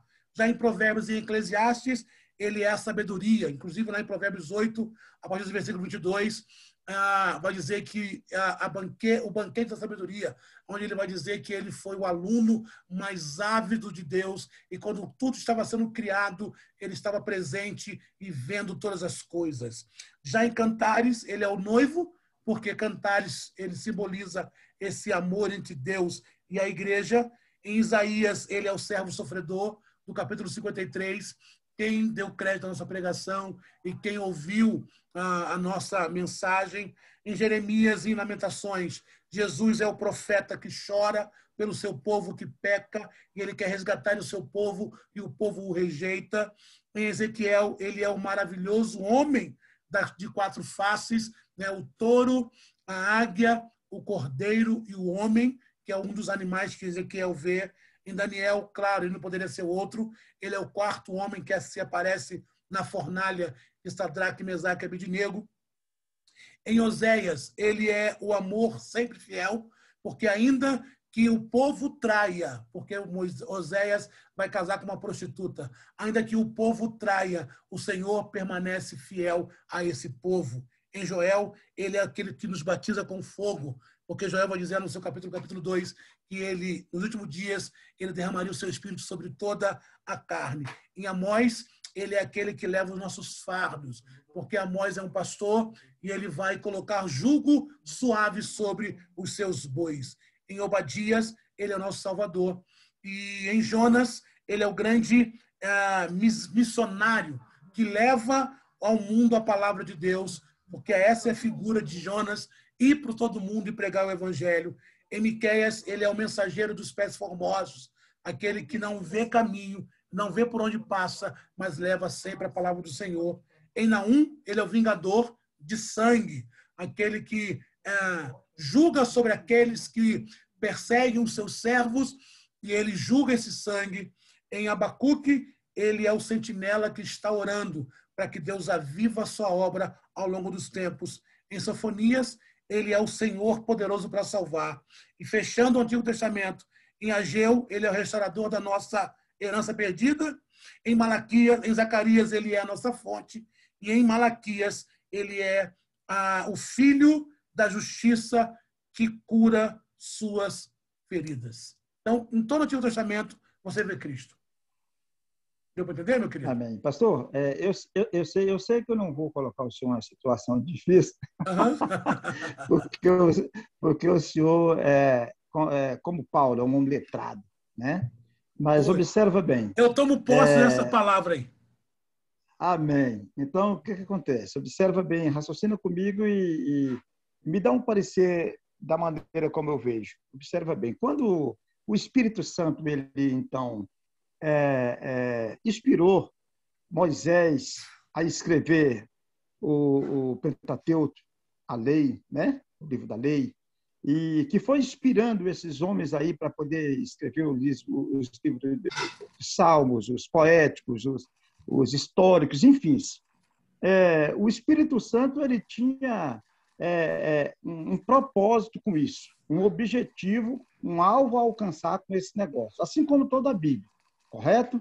Então, me deixa ver se eu consigo fazer essa pergunta bem direitinho, para o senhor poder me ajudar. Então, observa bem, automaticamente, eu não posso pegar um texto que seja nem do Novo, mas principalmente do Antigo Testamento, e extrair dele alguma coisa que não condiz com o contexto, para poder alcançar o que eu quero, para poder levar uma promessa para alguém de algo que a palavra de Deus ela não está trazendo, não me dá amparo para aquilo. Ou seja, é texto com contexto, porque sem contexto não funciona.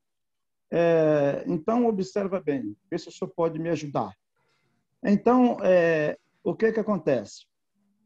É o fato de interpretações a gente vive numa época hoje onde as pessoas elas dão uma interpretação literal e fazendo uma aplicação literal na vida da igreja, por exemplo, das promessas que Deus fez a Israel pelo fato da obediência e da desobediência. E assim a gente vê muitas outras coisas, né? Que a gente vê aí que as pessoas estão pegando, fazendo uso desses textos e fazendo uma aplicação para a igreja e se esquecendo de que, na verdade, aquilo ali tudo está direcionando para a pessoa de Jesus Cristo e para a salvação.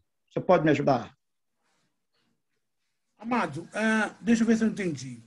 É claro que todo texto precisa do seu contexto. Texto sem contexto é pretexto para heresia. Eu posso pegar um texto que foi direcionado para Israel e trazer para a igreja? Posso fazer isso.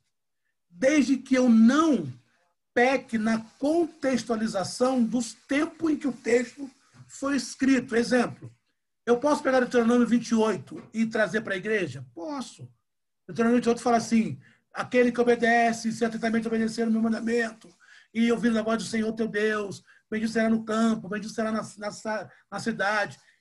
Eu sei que essa palavra foi especificamente para Israel, quando Israel está prestes a entrar em Canaã, Deus dizendo: olha, se você entrar em Canaã e obedecer os meus mandamentos, eu vou abençoar vocês em Canaã. Mas eu posso pegar esse texto e trazer para a igreja? Posso. Desde que eu não tire do texto a sua originalidade. Exemplo, eu posso pegar Isaías 53 e aplicá-lo a Jesus? Posso. Servo sofredor? Posso. Mas desde que eu saiba que esse texto também reflete a Israel no deserto. Então, a contextualização ela é um meio hermenêutico e exegético importantíssimo para a pregação. Só que eu não posso fazer isso sem entender, porque existe um termo chamado Lepsilaben. Lepsilaben é o local da inspiração. É o local da inspiração. É o momento em que aquele texto foi inspirado. Aquele texto, quando foi inspirado, havia uma circunstância toda que contribuiu para aquele texto. Então, eu não posso, em momento algum, ignorar o Lepsilaben. Então, eu preciso entender o contexto do texto para eu fazer uma contextualização correta. Eu vou entender? Então, eu posso contextualizar. Exemplo. Posso todas as coisas daquele que fortalece. Esse texto, Paulo fala isso no sentido de experiência. Paulo fala, olha, eu já passei necessidade, já sofri naufrágio, eu já tive dinheiro, agora eu sou pobre, eu já fiquei preso, agora eu sou livre. Eu aprendi a me contentar e viver em qualquer situação. Por isso, eu posso todas as coisas naquele que me fortalece. Então, essa é a constituição correta. Eu entendo a mensagem do texto, eu entendo do que o texto está falando, para depois eu contextualizar. Agora, quando eu ignoro essa informação que o texto me dá e contextualizo ao meu bel prazer, aí eu tenho um grande problema e corro um sério risco de cometer heresia. Deu para entender, meu pastor? Beleza, pastor. Obrigado, meu querido. Desculpa aí pela pergunta longa, viu? Tamo junto. Vou fazer o sorteio aqui para a gente entrar na última parte. Quer falar? Sim, pastor? Sim. Sim. É aquela situação, né? Entender para quem está falando, por que está falando e entender a cultura, né? Sim. E disso, entendendo isso, fazer uma aplicação para os nossos dias de hoje. É isso? A hermenêutica diz, a exegese, ela diz que eu tenho que fazer perguntas para o texto. Eu tenho que fazer no mínimo 4 perguntas. Por quê? Para quê? Isso. Por quê? Para quê?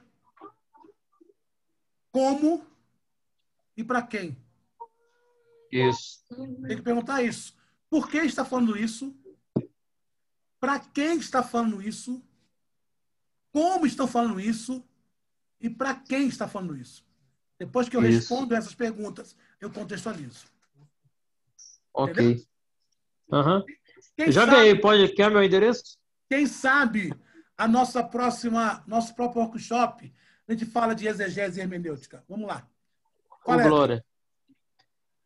Pastor Quer anotar meu endereço, pastor? Pastor Gerson. Diga, meu querido.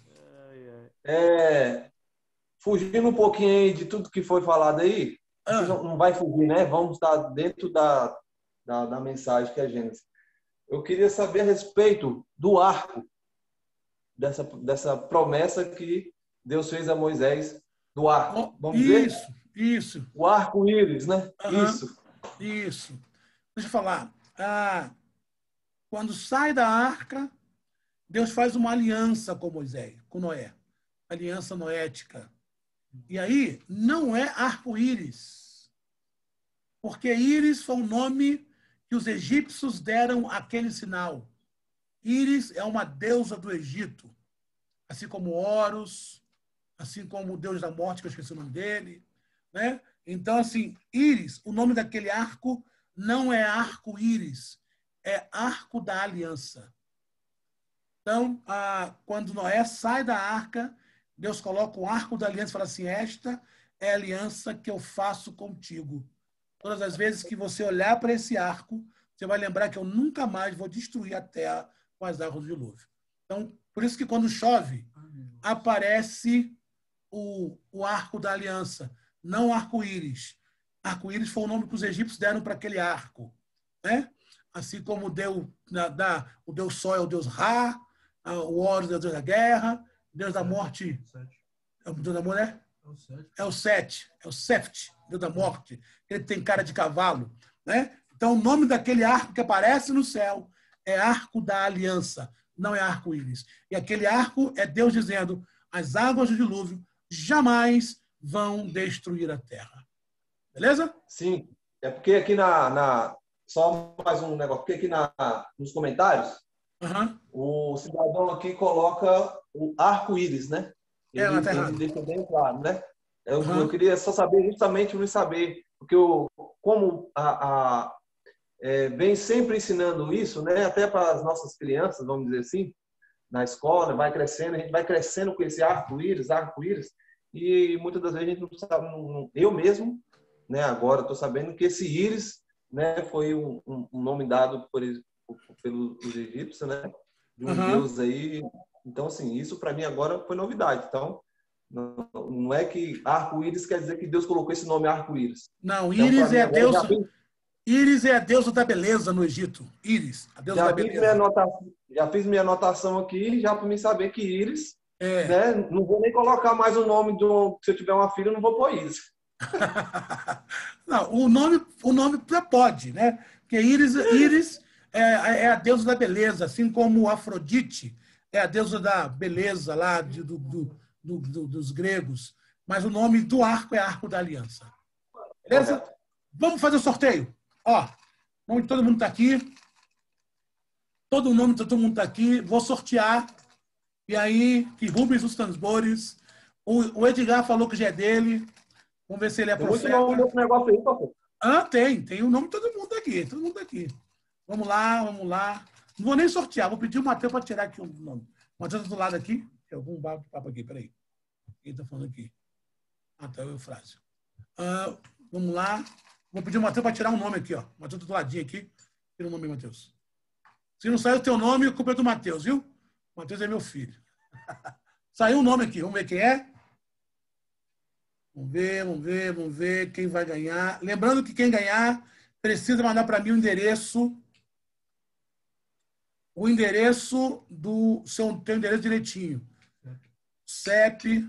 Bem, a pessoa que ganhou, eu acho que, não que todos não mereçam, todos merecem, mas essa pessoa que ganhou aqui é uma pessoa assim que eu admiro muito pelo seu esforço, admiro muito pela sua dedicação, alguém que tem sido um exemplo para mim, porque apesar dos seus cabelos brancos, é um ávido estudante.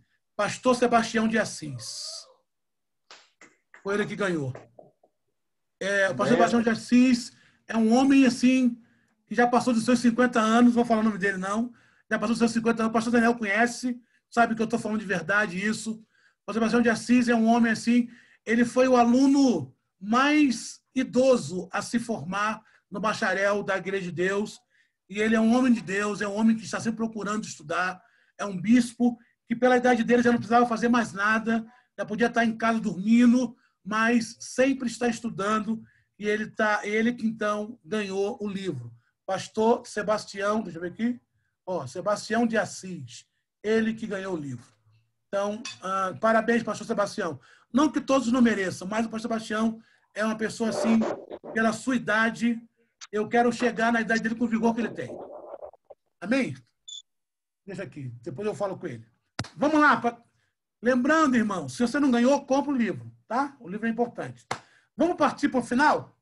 Vamos falar do capítulo 11 agora, que é a Torre de Babel. São só 3 slides.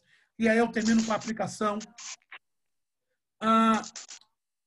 E aí deixa eu só compartilhar a tela aqui para a gente poder terminar a nossa aula de hoje. Aqui eu já falei. Vou voltar lá onde eu quero.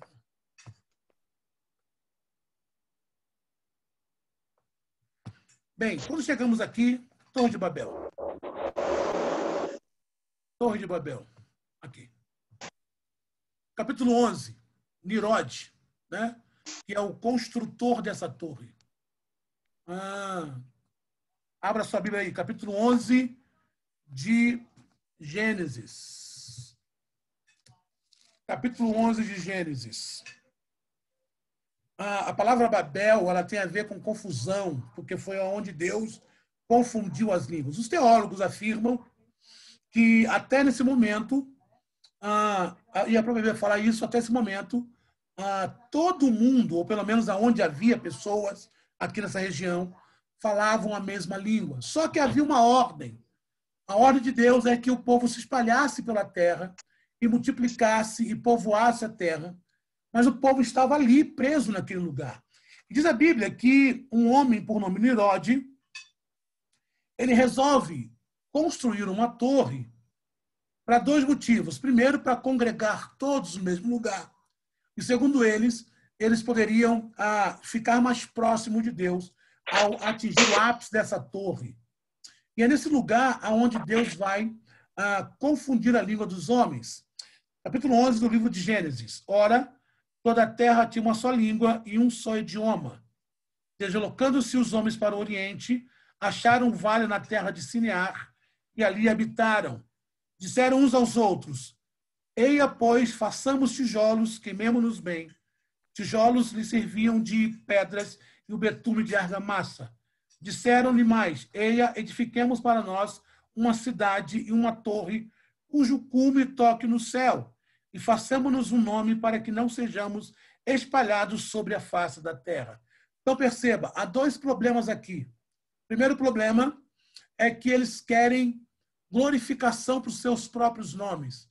Eles querem glória para si. Eles dizem: façamos aqui uma torre e marquemos nela o nosso nome.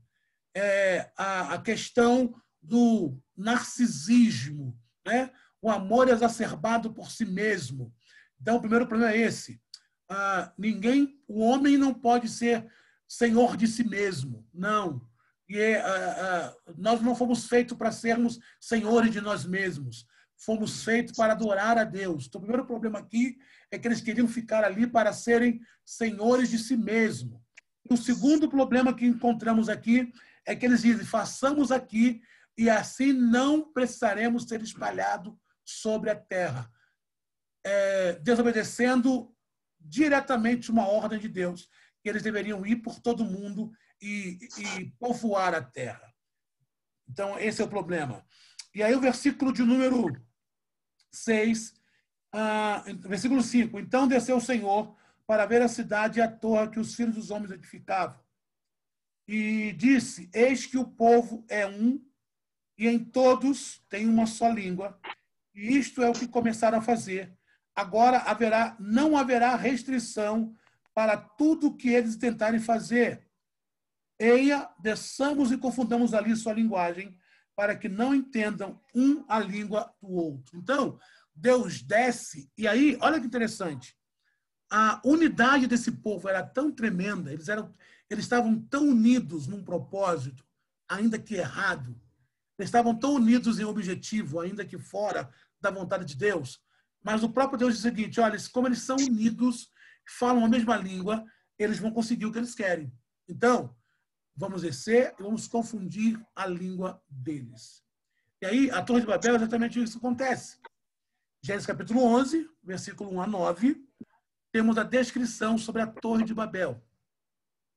Nas Escrituras, a torre foi construída pelos descendentes de Noé, assim, querendo eternizar os seus nomes. Então, o objetivo deles era glória para si mesmo. E a Bíblia diz que Deus não dá glória dele para ninguém. Contudo, tal atitude não foi bem vista por Deus. A torre era algo assim apocalíptico. Media 62 metros de altura. A localização da Torre de Babel ficaria entre os rios Tigre e Eufrates, ali na região da Mesopotâmia, onde estava habitando o povo. E o que nós aprendemos com esse episódio? Bem, a Torre de Babel funda as bases da globalização, que é a tentativa do homem fazer suas alianças sem Deus. A Torre de Babel é o início da globalização, onde o homem quer realizar as suas obras sem Deus. E aí, sempre que os homens se juntam para criar algo sem Deus, tem por trás, claro, a vontade de dominação de um outro ser humano.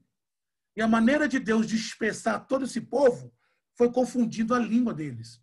Então, a Torre de Babel é o início do homem, e aí o homem sempre que é assim, né? O homem natural, ele acha que pode viver sem Deus. E aí, a Torre de Babel é justamente isso. Por isso que eles falam: vamos marcar aqui o nosso nome. Ou seja, nós não precisamos de Deus. Não precisamos de Deus. vamos fazer sozinho. Aí Deus vai e mostra para o homem que sem Deus o homem nada pode fazer. E sempre que o homem tenta fazer alguma coisa, criar alguma coisa sem Deus, sempre por trás haverá a vontade de dominação do ser humano sobre outro ser humano. Haja vista as guerras. É só olhar para a história do mundo. Sempre que o homem tentou viver sem Deus, ele oprimiu o seu semelhante. Desde que o mundo é mundo, isso acontece. E a Torre de Babel é o início disso. É o início dessa globalização, onde o homem quer ser senhor de si mesmo e onde o homem quer subjugar os seus semelhantes. Deus, então, desce e confunde a terra, confunde as línguas. E aí, para o final, quais são as implicações práticas que nós aprendemos de tudo isso que temos ouvido, desde lá de segunda-feira até hoje? Quais são as implicações desse livro? Primeiro, receba esse relato de Gênesis pela fé. É pela fé, irmãos, que nós recebemos Gênesis. A Bíblia é um livro de fé.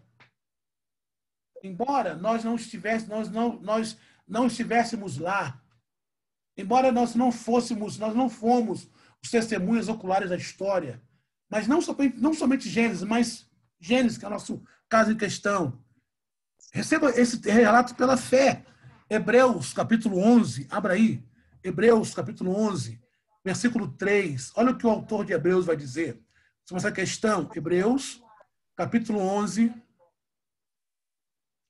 Hebreus, capítulo 11, verso de número 3. Olha o que diz a palavra do Senhor. Então, olhe para Gênesis e entenda. Receba ele pela fé. Pela fé, olha o que diz o autor. Pela fé, compreendemos que o universo foi criado por intermédio da palavra de Deus. E aquilo que se pode ser visto foi produzido a partir daquilo que não se vê. Ainda que talvez algumas coisas desse livro pareça meia absurda de entender, é difícil para nós, mente humana, entender como se cria tudo do nada. É difícil para nós, mente humana, entender como Deus ele traz à existência as coisas e cria tudo em 6 dias. Receba pela fé. Pela fé, compreendemos que o universo foi criado. Pela fé, entendemos que pela palavra de Deus, tudo que é visto hoje foi criado a partir daquilo que não se vê. Mas eu sei que nós somos muito visual. Eu sei que alguns relatos de Gênesis fogem à nossa lógica, mas Deus não é lógico. Pela fé, entenda. Segundo, nós não temos respostas, não temos todas as respostas para muitas perguntas. Nós não temos. Se eu passei essa informação, não, nós não temos resposta para tudo. Não temos. Tem coisa que o texto não fala. Tem coisa que o texto silencia. E se o texto silencia, quem somos nós para falarmos alguma coisa? Não temos resposta para tudo. Né? Então, a gente tem que ir até onde o texto nos fala. Aquilo que o texto não fala, aquilo que o olho não viu, o coração não sentiu e nem subiu ao pensamento humano, é o que Deus tem preparado para aqueles que o amam. Então, nós não temos resposta para tudo. Gênesis foi dado para que possamos saber quem é Deus.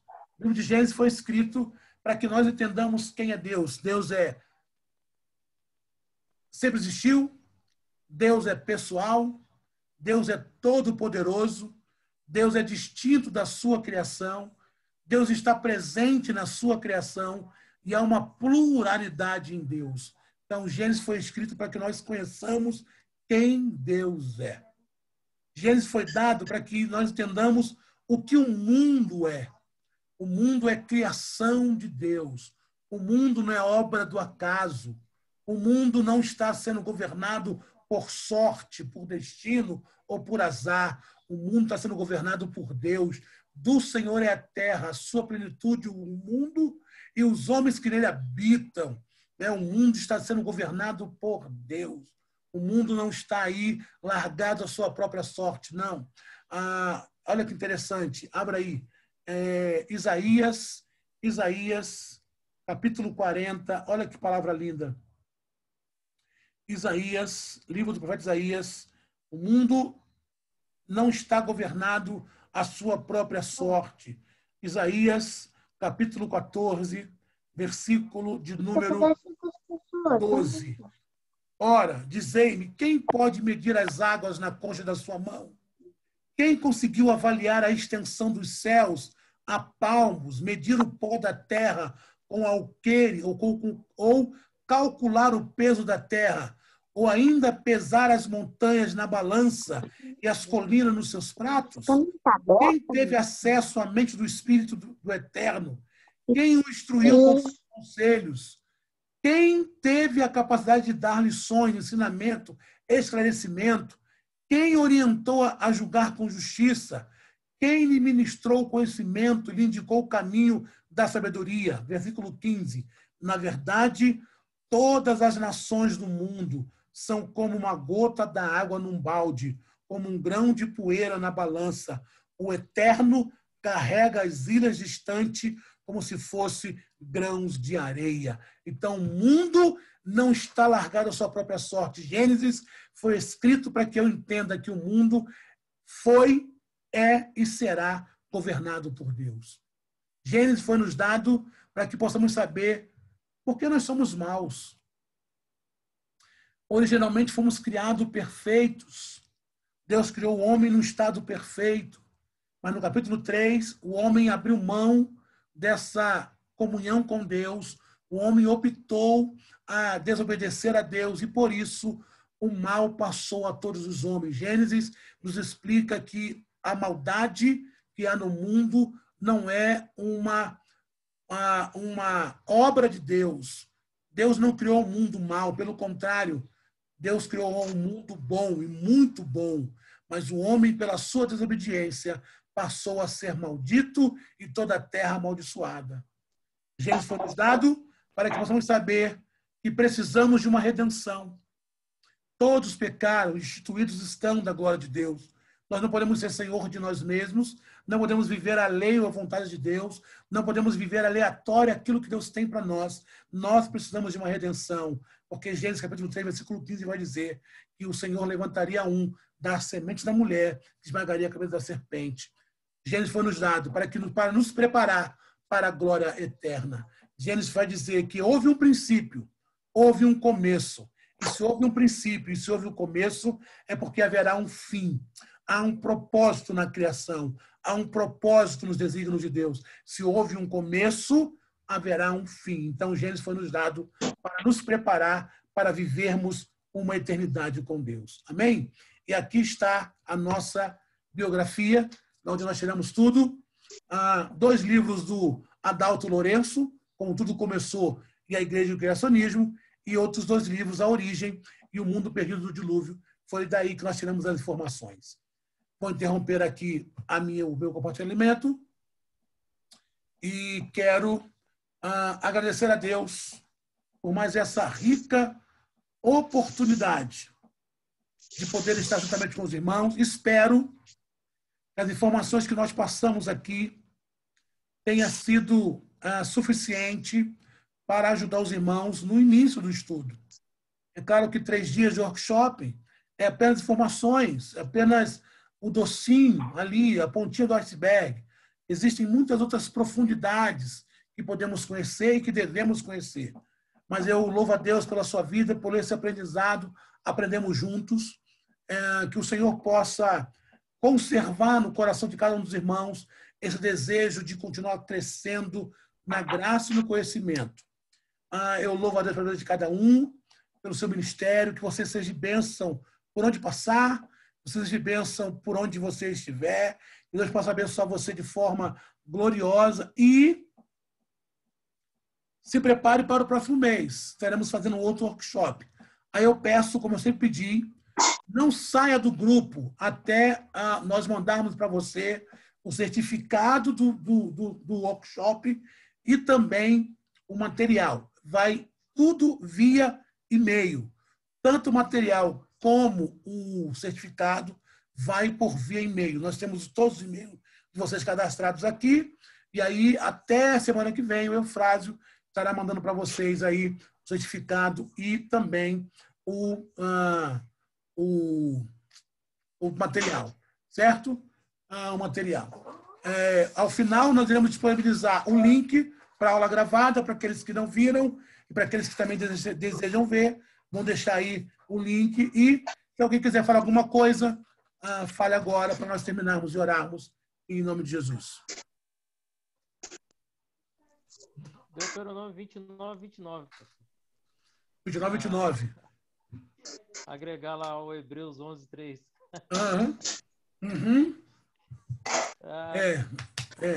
Foi bênção, só vitória, viu? Muito, muito bom. Gostei Amém. demais. Amém. Aprendi bastante. Irmão Marcelo, o link da aula 2 e 3 eu vou colocar no grupo de Gênesis, tá bom? Acho que já está lá, mas eu reenvio de novo. Amém, irmão? Pastor Edgar, obrigado aí pela participação. Mais alguém quer falar alguma coisa?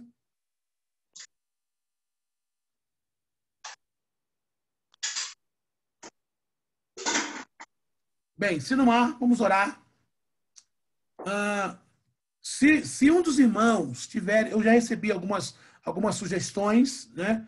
O irmão Marcelo me passou aqui no privado algumas sugestões de workshop para nós falarmos no próximo workshop.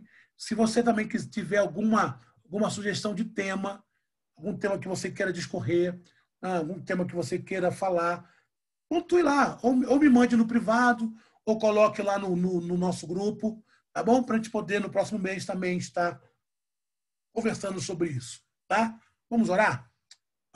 Pai, nós te louvamos nessa noite, obrigado, Senhor, por mais uma vez terminarmos, ó Deus, aquilo que propôs no nosso coração, que era falarmos sobre o livro de Gênesis. Deus, que as informações que passamos, que recebemos, ela venha contribuir para o nosso crescimento espiritual, venha contribuir para a ministração do nosso ministério, da nossa prática ministerial. Abençoa teus filhos, ó Pai. Deus, nos dê uma noite de paz e de bênção, um final de semana abençoado, e nos dê uma oportunidade, Pai, para que num próximo encontro possamos novamente estarmos juntos para, mais uma vez, aprendermos da tua palavra. Senhor, abençoe cada família aqui representada, repreenda todo e qualquer mal, Senhor. Fica conosco, em nome de Jesus. Amém.